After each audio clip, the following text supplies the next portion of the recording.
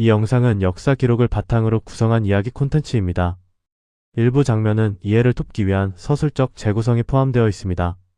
조용한 밤이 깊어지면 사람의 마음은 낮보다 더 많은 것을 듣게 됩니다. 바람 소리도, 풀잎의 흔들림도, 멀리서 울리는 게 짖는 소리도 평소보다 또렷해집니다. 그런데 조선의 어느 고을에서는 밤이 되면 늘 같은 소리가 들렸다고 합니다. 사람의 울음소리였습니다. 처음에는 아이가 길을 잃은 줄 알았습니다. 하지만 며칠이 지나도 그 울음은 멈추지 않았습니다. 더 이상한 점은 그 소리가 들리는 곳이 늘 같았다는 것이었습니다. 사람이 살지 않는 오래된 집터, 이미 비어버린 한 선비의 집이 있던 자리였습니다. 이 이야기는 단순한 괴담으로 떠돌던 것이 아닙니다. 실제로 기록 속에도 비슷한 사건이 남아 있습니다. 우리가 흔히 알고 있는 역사서, 바로 조선왕조실록 속의 말입니다. 오늘 이야기는 그 기록과 전해지는 이야기들을 따라 조용히 그 밤으로 돌아가 보려 합니다. 여기는 오래전 조선의 어느 작은 고을입니다. 그 고을은 큰 길에서 조금 떨어진 곳에 있었습니다. 장터도 크지 않았고 사람들의 삶도 크게 요란하지 않았습니다. 봄이면 논에 물이 차고 여름이면 매미 소리가 가득하고 가을이면 바람이 곡식을 흔들던 곳이었습니다. 그 마을에는 한 선비가 살고 있었습니다. 이름이 널리 알려진 인물은 아니었지만 고을 사람들 사이에서는 성품이 고든 사람으로 전해졌습니다. 그는 과거에 여러 번 낙방한 뒤 벼슬을 포기하고 고향으로 돌아온 사람이었습니다. 그 대신 아이들에게 글을 가르치고 때로는 억울한 일을 당한 사람들의 글을 대신 써주곤 했습니다. 조용한 삶이었지만 이상하게도 그의 집에는 늘 사람들이 드나들었습니다. 누군가는 하소연을 하러 왔고 누군가는 답답한 마음을 풀기 위해 차를 마시러 왔습니다. 그렇게 몇 해가 흘렀습니다. 그러던 어느 해 겨울이었습니다. 그 선비가 갑자기 세상을 떠났다는 소식이 전해졌습니다. 병이 있었다는 말도 있었고 마음에 큰 상처가 있었다는 말도 있었습니다. 하지만 정확한 이유를 아는 사람은 많지 않았습니다. 장례는 조용히 치러졌습니다. 그리고 시간이 조금 지나자 그 집은 결국 피게 되었습니다. 이 사건을 처음 이상하게 여긴 사람은 마을의 이장이었습니다. 그는 밤마다 순찰을 도는 습관이 있었습니다. 도둑을 막기 위한 것도 있었지만 사실은 마을을 지키고 있다는 자부심 때문이기도 했습니다. 어느 날 밤이었습니다. 달이 흐린 구름에 가려있던 밤이었습니다. 그는 익숙한 길을 걷다가 문득 발걸음을 멈추었습니다. 어디선가 울음소리가 들렸기 때문입니다. 처음에는 바람소리라고 생각했습니다. 그러나 곧 그것이 사람의 울음이라는 것을 알아차렸습니다. 그리고 그 소리는 오래 비어있는 그 선비의 집터 쪽에서 들리고 있었습니다. 다음날 아침 이장은 그 이야기를 마을 사람들에게 꺼냈습니다. 처음에는 아무도 믿지 않았습니다. 하지만 그날 밤 또 다른 사람이 같은 이야기를 했습니다. 그리고 그 다음 날에는 세 번째 사람이 말했습니다. 밤이 깊어지면 그 집터 근처에서 울음소리가 들린다는 것이었습니다. 사람들은 점점 불안해지기 시작했습니다. 아이들이 그 길을 지나가는 것을 꺼리게 되었고 장터에서도 그 이야기가 자주 오르내렸습니다. 이상한 점은 하나 더 있었습니다. 울음소리는 늘 같은 시간에 들렸습니다. 대체로 밤이 깊어 사람들이 거의 잠든 뒤였습니다. 그리고 길게 울다가 어느 순간 갑자기 멈췄습니다. 마치 누군가 이야기를 하다가 말을 멈춘 것처럼. 며칠 뒤 마을에서는 결국 한 가지 결정을 내렸습니다. 그 집터를 확인해 보자는 것이었습니다. 이장은 몇 명의 사람들과 함께 밤에 그곳으로 갔습니다. 바람이 거의 없는 밤이었습니다.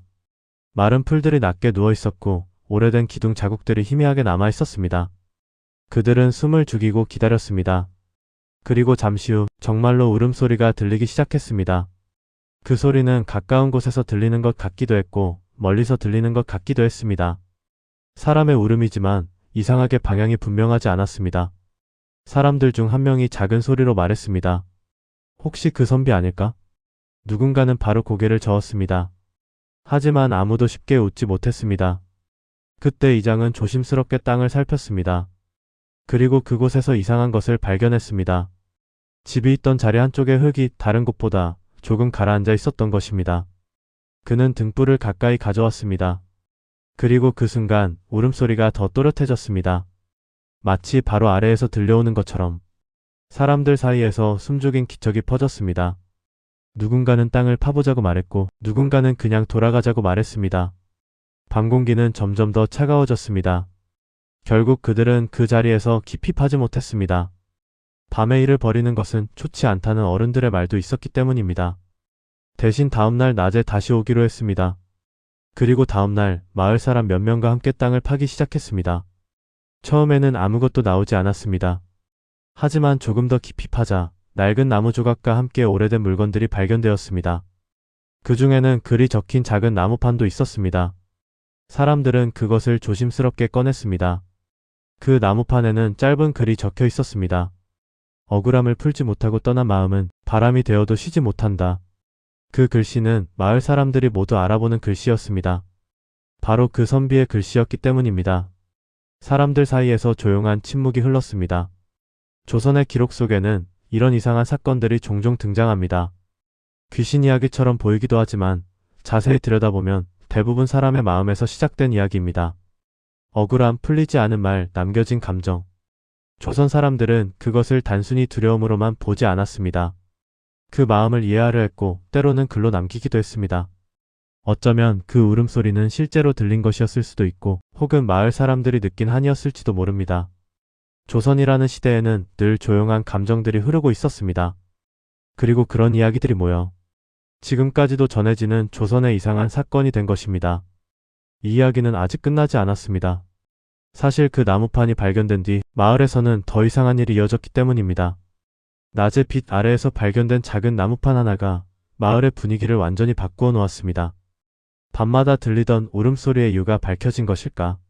사람들은 그렇게 생각했지만 그날 이후로 오히려 더 이상한 일이 이어졌습니다. 사람들이 말하길 울음소리는 멈춘 것 같다가도 다시 들렸다고 했습니다. 하지만 이전과는 조금 달랐습니다. 예전보다 더 짧았고 어딘가 지친 소리처럼 들렸습니다. 그때부터 마을 사람들의 마음에는 두 가지 생각이 동시에 자리 잡기 시작했습니다. 정말로 무언가가 남아있는 것일까? 아니면 아직 밝혀지지 않은 일이 더 있는 것일까? 나무판이 발견된 뒤 사람들은 자연스럽게 그 선비의 삶을 다시 떠올리기 시작했습니다. 살아있을 때는 조용히 지냈던 사람이었지만 이제 와서 보니 남겨진 이야기가 많았습니다. 그가 글을 써주던 사람들 중에는 억울한 일을 당한 이들도 있었고 세금 문제로 관아와 다투던 사람들도 있었습니다. 그리고 몇몇 사람들은 조심스럽게 이런 이야기를 꺼냈습니다. 그 선비가 마지막으로 크게 화를 냈던 일이 있었다는 것이었습니다. 그 일은 오래된 문서와 관련되어 있었습니다. 마을의 토지 기록이 뒤섞여 있었고 누군가의 땅이 다른 사람의 이름으로 넘어가 있었다는 말이 돌았습니다. 그 선비는 그 문서를 바로 잡아야 한다고 주장했다고 합니다. 하지만 그 일은 생각보다 쉽지 않았습니다. 관아와 관련된 문제였고 이미 기록이 굳어져 있었기 때문입니다. 마을에서 가장 나이가 많은 노인이 조심스럽게 이야기를 꺼냈습니다. 그는 그 선비와 마지막으로 긴 이야기를 나눈 사람이었습니다. 그날 밤 선비는 평소보다 말이 적었다고 합니다. 그리고 차를 마시다가 이런 말을 했다고 합니다. 글이라는 것은 결국 사람의 삶을 남기는 것이요. 그런데 그 글이 사람을 억울하게 만든다면 그건 글이 아니라 그림자지. 그 노인은 그 말을 오래 기억하고 있었습니다. 그리고 한 가지를 더 기억하고 있었습니다. 선비가 어떤 나무판에 무언가를 계속 적고 있었다는 것이었습니다. 사람들은 잠시 서로의 얼굴을 바라보았습니다.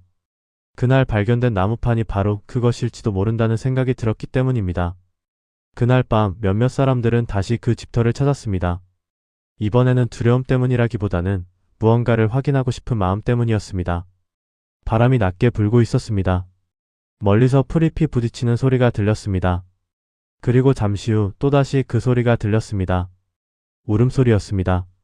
하지만 이번에는 조금 달랐습니다. 이전처럼 길지 않았고 마치 숨을 고르는 듯한 간격이 있었습니다. 그때 한 사람이 조용히 말했습니다. 혹시 우리가 아직 다 찾지 못한 것이 있는 건 아닐까? 사람들은 다시 낮에 팠던 자리를 살펴보기 시작했습니다. 그리고 그 근처의 흙을 조금 더 파보았습니다. 얼마 지나지 않아 또 하나의 작은 물건이 발견되었습니다. 이번에는 낡은 천으로 감싸져 있었습니다. 천을 조심스럽게 풀자 안에는 몇 장의 글이 접혀 있었습니다. 그 글은 길지 않았습니다. 하지만 읽는 사람들의 표정은 점점 조용해졌습니다. 내용은 이러했습니다. 자신이 바로잡으려 했던 기록이 끝내 고쳐지지 않았다는 것. 그로 인해 어떤 집안이 오랫동안 억울한 일을 겪게 되었다는 것. 그리고 자신이 그 일을 끝까지 해결하지 못한 채 세상을 떠나는 것이 마음에 남는다는 것. 마지막에는 이런 문장이 있었습니다.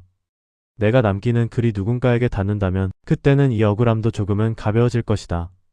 사람들은 오래 말이 없었습니다. 그리고 그날 이후로 마을에서는 한 가지 일을 하기로 했습니다. 예전 문서들을 다시 살펴보기로 한 것입니다. 시간이 걸렸지만 결국 기록의 일부가 잘못 정리되어 있었다는 사실이 드러났습니다. 그리고 몇 해에 걸쳐 조금씩 정리가 이루어졌습니다. 그 일이 모두 마무리된 어느 날 밤이었습니다. 마을 사람들 중 몇 명은 문득 깨달았습니다. 그 울음소리를 더 이상 듣지 못했다는 것을. 이 이야기는 먼 옛날 조선의 기록과 사람들의 기억 사이에서 전해 내려온 사건입니다. 사람들은 흔히 이상한 사건을 귀신 이야기로만 생각하지만 조선의 많은 이야기들은 결국 사람의 마음으로 돌아옵니다. 끝내 풀지 못한 책임감, 누군가를 대신해 품고 있던 억울함, 그리고 조용히 남겨진 글 한 장. 조선의 선비들은 때때로 벼슬보다 기록을 더 중요하게 여겼습니다. 글이 남는다는 것은 마음이 남는다는 뜻이었기 때문입니다. 그래서 이 사건은 단순히 이상한 밤의 이야기라기보다는 한 선비가 끝까지 놓지 못했던 마음의 이야기이기도 합니다. 조선의 한은 늘 크게 드러나지 않았습니다. 하지만 조용히 남아 오래 전해졌습니다.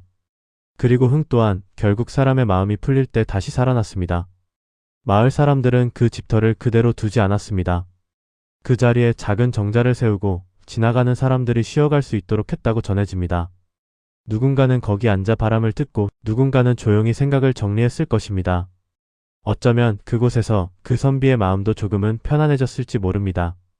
조선에는 기록에 남은 큰 사건들도 많지만 이렇게 사람들의 마음속에서 오래 살아남은 이야기들도 있습니다. 오늘 이야기가 흥미로우셨다면 조선의 또 다른 숨은 이야기들도 함께 들려드리겠습니다.